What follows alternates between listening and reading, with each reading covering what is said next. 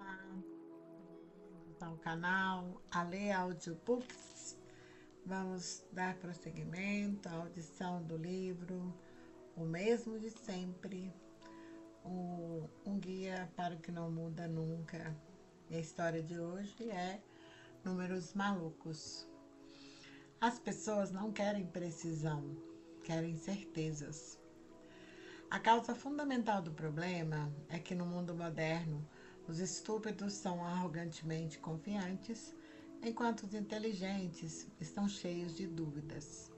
Bertrand Russell. Jerry Stanfield dirigia um de seus carros em companhia de Jimmy Fallon. Era um carro antigo, da década de 1950. Você não fica preocupado por esse carro não ter airbag? Perguntou Fallon. Não. Falando francamente, respondeu Stanfield, quantas vezes você precisou do airbag na sua vida? Era uma piada. Mas é também um bom exemplo perfeito de como as pessoas têm dificuldade em pensar sobre probabilidade e incerteza. Para ajudar seus alunos a pensar sobre isso, um professor de Stanford, Ronald Howard, pediu a eles que escrevessem uma porcentagem ao lado de cada questão da prova para representar a probabilidade de que tivessem dado a resposta correta. Se você afirmasse estar 100% seguro de que sua resposta era correta e ela estivesse errada, tirava 0. Se afirmasse não ter confiança alguma e a resposta estivesse correta, não pontuava. Tudo mais entre uma coisa e outra lhe dava uma pontuação ajustada segundo o seu grau de confiança. Nunca ouvi falar em um sistema melhor para ensinar às pessoas que a vida consiste em lidar com probabilidades. E que maneira incrível de deixar os alunos apreensivos, forçando-os a perceber as consequências de presumir a existência de certezas em um mundo cheio de incógnitas. Uma característica comum do comportamento humano é o hábito desejo pela certeza, a despeito de vivermos em um mundo incerto e probabilístico. Lidar com a matemática por trás do risco e da incerteza, em geral, é difícil, algo com que as pessoas sempre penaram e continuarão a penar. Entender que uma coisa pode ser provável e não acontecer, ou improvável e ainda assim acontecer, é um dos segredos mais importantes do mundo. Há uma cena no filme A Hora Mais Escura em que o diretor da CIA questiona um grupo de analistas que afirma ter localizado Osama Bin Laden. Daqui a pouco, vou olhar nos olhos do presidente, diz ele. E o que eu gostaria de saber, sem enrolação, muito simplesmente, é se ele está lá ou não. O líder da equipe afirma haver uma chance entre 60% e 80% de que Bin Laden esteja no prédio identificado. Isso é um sim ou um não? Pergunta o diretor. A maioria das pessoas compreende que a certeza é algo raro e que o melhor que podemos fazer é tomar decisões em que as chances estejam a nosso favor. Sabemos que alguém pode ser inteligente e se equivocar, ou ser estúpido e estar com a razão, porque é assim que a sorte e o risco funcionam. Mas poucos de fato utilizam a probabilidade no mundo real, sobretudo ao julgar o sucesso dos outros. A maior preocupação das pessoas é saber: você estava certo ou errado? Isso é um sim ou um não? Probabilidade diz respeito a nuance e gradação, mas no mundo real as pessoas prestam atenção em resultados preto no branco. Se você disser que tal coisa vai acontecer e ela se confirmar, será com razão. Se você disser que tal coisa vai acontecer e ela não se confirmar, estará errado. É assim que as pessoas pensam, porque exige uma quantidade mínima de esforço. É difícil convencer os outros, ou a nós mesmos, de que poderia ter havido um resultado alternativo quando há um resultado da vida real bem na sua frente.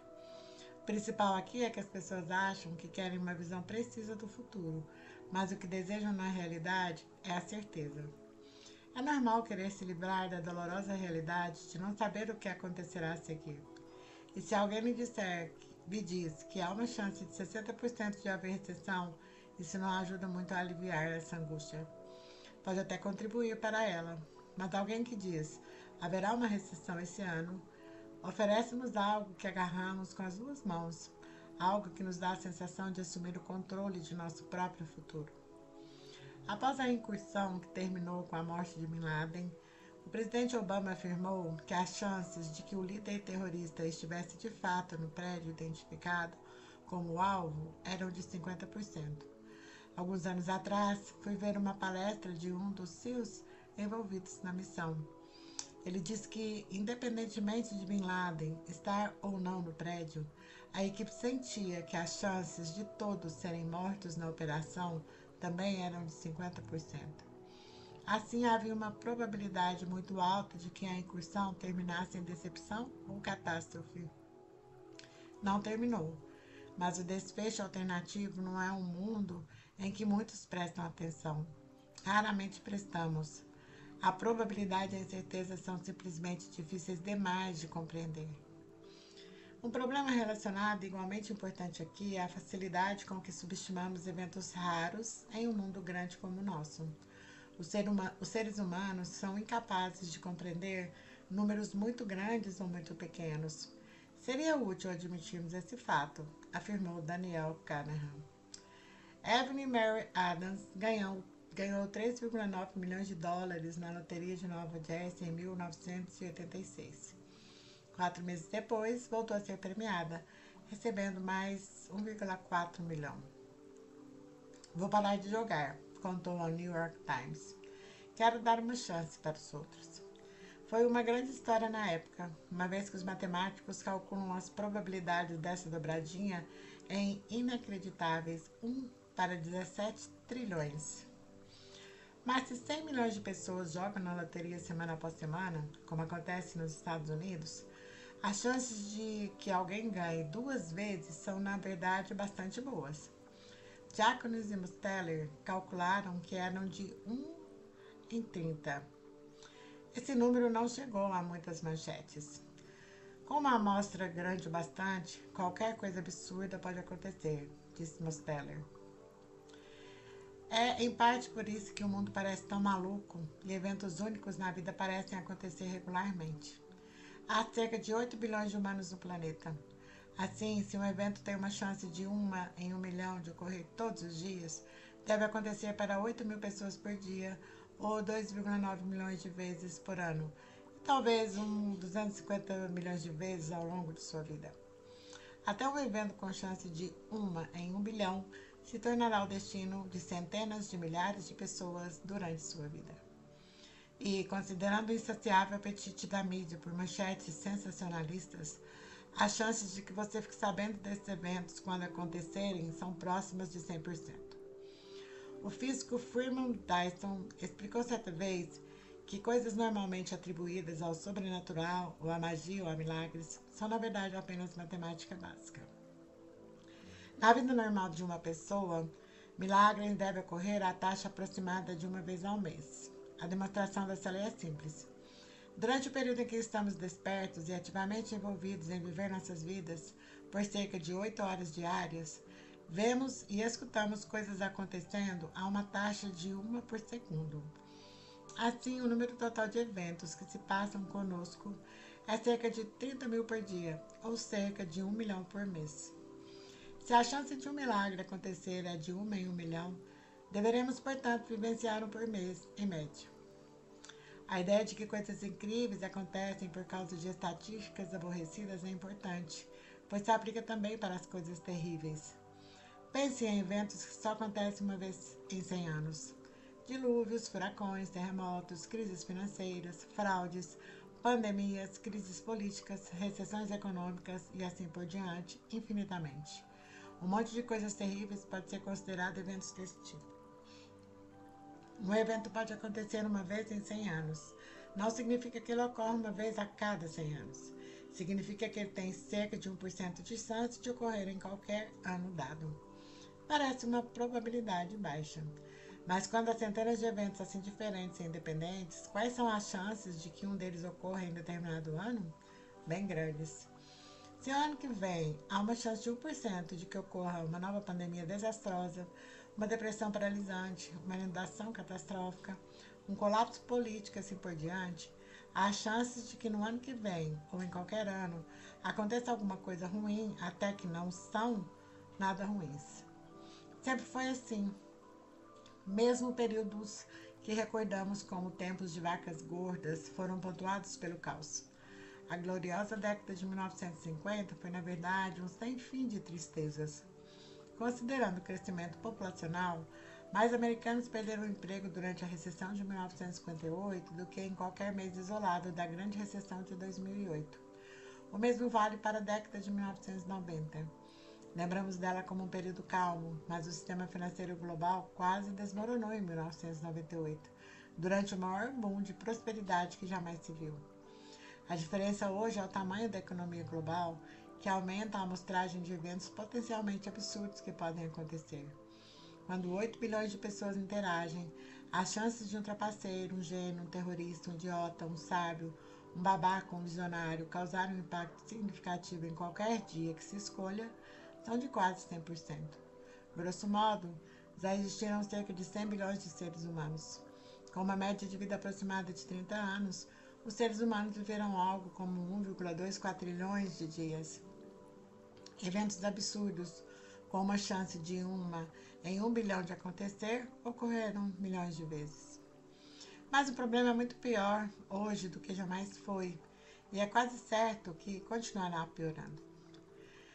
Frederick Lewis Allen descreve como os americanos se informavam em 1900. Hoje, é difícil imaginar as enormes distâncias que separavam as comunidades. Um pescador do Maine, um fazendeiro de Ohio e um empresário de Chicago seriam capazes até certo ponto de discutir política entre si, mas, na ausência das colunas de opinião publicadas de costa a costa, sua informação estaria baseada sobretudo no que haviam lido em jornais locais muito divergentes. Era mais difícil disseminar a informação por grandes distâncias, e o que acontecia em outras partes do país ou do mundo simplesmente não era a preocupação principal das pessoas. A informação era local porque a vida era local. O rádio mudou tudo isso ao conectar as pessoas a uma fonte comum de informação. A televisão levou as coisas ainda mais longe. A internet pôs tudo em um novo patamar. As mídias sociais ampliaram a comunicação de forma exponencial. A digitalização das notícias de modo geral matou os jornais locais e globalizou a informação. 800 veículos de mídia impressa americanos desapareceram entre 2004 e 2017. O declínio das notícias locais trouxe todo tipo de implicações. Uma que não recebe grande atenção é que, quanto mais amplo se torna o noticiário, maior a tendência a ser pessimista. Duas coisas explicam isso. Más notícias recebem mais atenção do que boas notícias porque o pessimismo é sedutor e parece mais urgente que o otimismo. As chances de uma notícia ruim, um caso de fraude ou corrupção, um desastre, ocorrer em sua localidade a qualquer momento dado é baixa. Quando expandimos nossa atenção para o âmbito nacional, elas aumentam. Por fim, em âmbito global, as chances de algo terrível acontecer a qualquer momento dado são de 100%. Para exagerar só um pouquinho, noticiários locais falam sobre torneios de softball. Noticiários globais falam sobre acidentes de avião e genocídios. Um pesquisador certa vez classificou o sentimento em relação aos noticiários ao longo do tempo e identificou que os veículos de mídia do mundo todo ficaram gradualmente mais sombrios nos últimos 60 anos. Compare isso com o passado. Aqui está Frederick Lewis Allen mais uma vez, escrevendo sobre a vida em 1900. A maioria dos americanos era menos propensa do que seus descendentes a se ver atormentada por aquela assustadora sensação de insegurança que se manifesta quando nos vemos impelidos por forças econômicas, políticas, internacionais, além da nossa compreensão. Seus horizontes eram mais próximos. Nos tempos modernos, nossos horizontes cobrem todas as nações, culturas, regimes políticos e economias do mundo. Há muitas coisas boas que resultam disso. Mas não deveríamos nos surpreender que o mundo pareça historicamente fraturado nos últimos anos e que assim vai permanecer. Isso não é verdade. Apenas vemos mais coisas ruins que sempre aconteceram do que jamais vimos antes. O mundo entra em colapso a cada 10 anos, em média. Sempre foi assim e sempre será. Às vezes parece um acaso terrível, ou que as más notícias ganharam um novo ímpeto. Com mais frequência, não passa de pura matemática em ação. 1 zilhão de coisas diferentes podem dar errado, de modo que pelo menos uma delas tende a provocar o caos a qualquer momento. E considerando o grau em que estamos conectados, você certamente ouvirá a respeito. E assim finalizamos mais uma história.